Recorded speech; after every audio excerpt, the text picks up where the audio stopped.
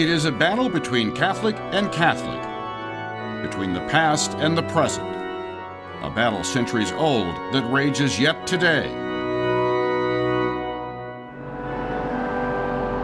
In Phoenix, Arizona, and the Son of Man, it's a battle between Bishop Thomas Olmsted and the city's oldest hospital, St. Joseph's, whose staff includes a respected nun.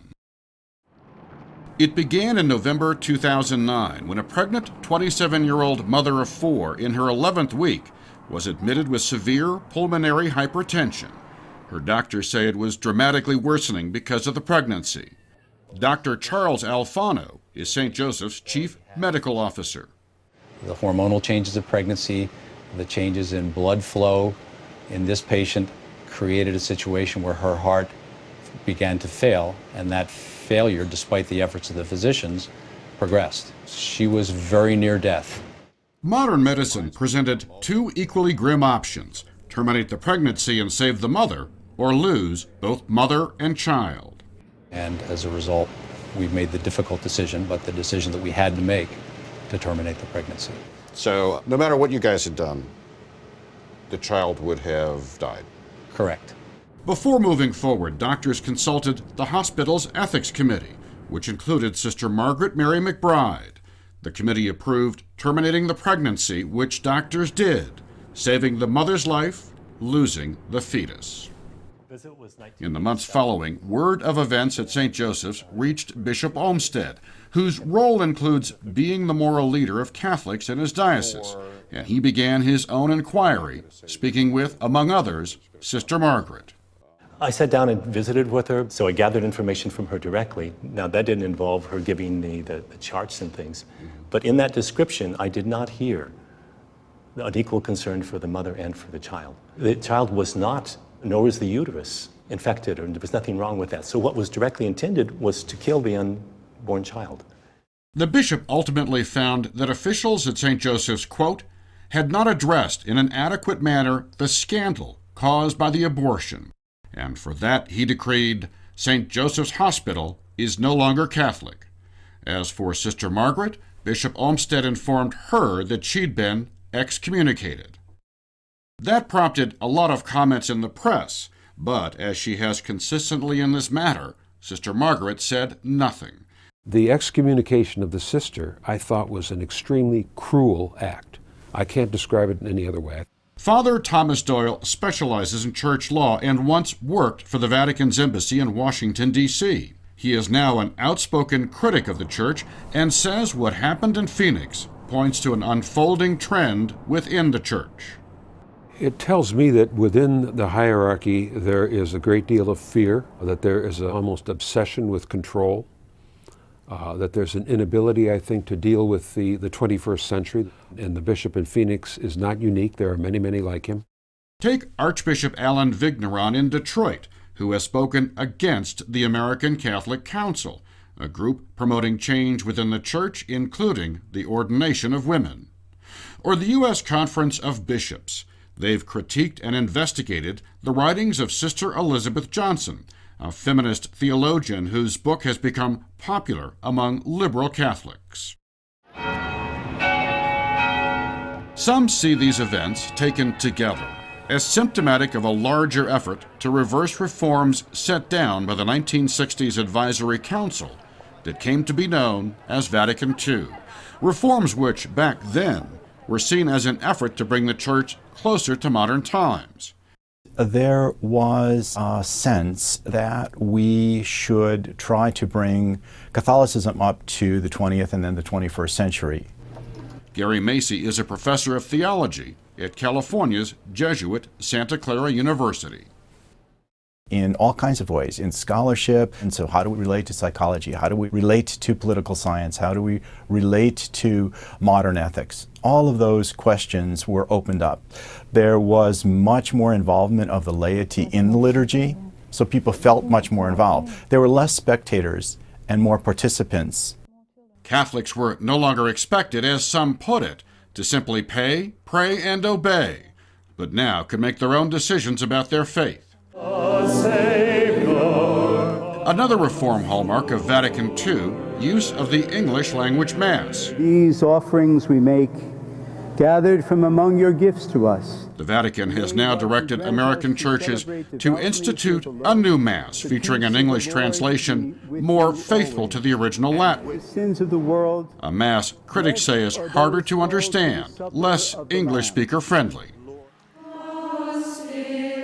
But perhaps the most striking example of the Vatican's apparent about-face on reforms may center on American nuns.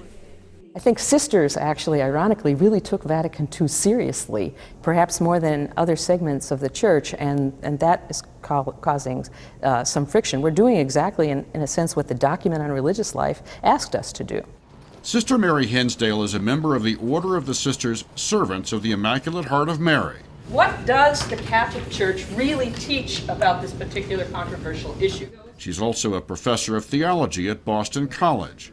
I think there's always a tendency, particularly when it comes from the Roman Curia, who in fact are the kind of bureaucracy of the church, to think they are the church and they're in control.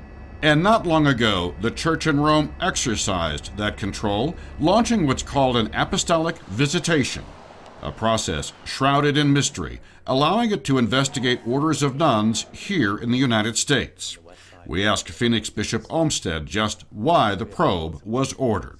I think the apostolic visitation of the religious sisters in our country was prompted primarily by a concern about the decline of the number of religious that we have in our country.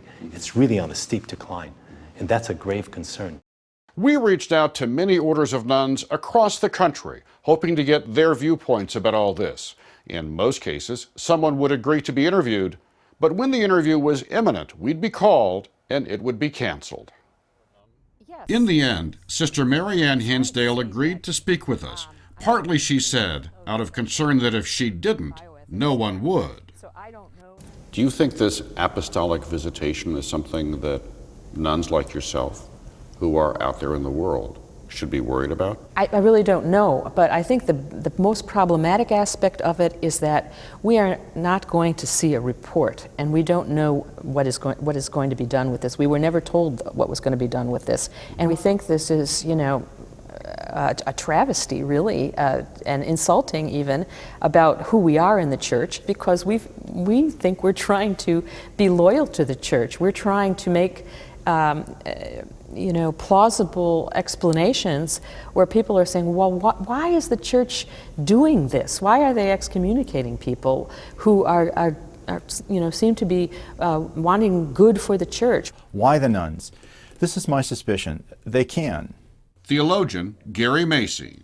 It's interesting that they would take the women religious order and not the men's religious orders. Although, for so many centuries and centuries and centuries in Christianity, women have taken the hit first. Phoenix's Bishop Olmsted admits he sees no future role for women in the priesthood. Still, he says they're valued members of the church. We wouldn't have all our Catholic hospitals if it wasn't for Catholic sisters. We wouldn't have a lot of our Catholic universities if it wasn't for them. It's a battle between Catholic and Catholic, between past, present, and future. Yet, even with these differences, some things endure. Why do you stay?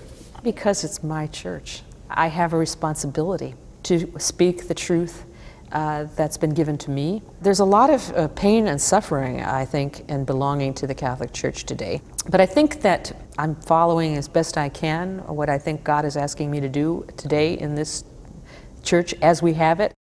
As we told you earlier in our story, Sister Margaret Mary McBride in Phoenix has consistently declined to discuss the events at St. Joseph's Hospital. But not long ago, she did speak out at an event sponsored by an organization that often challenges Catholic hierarchy.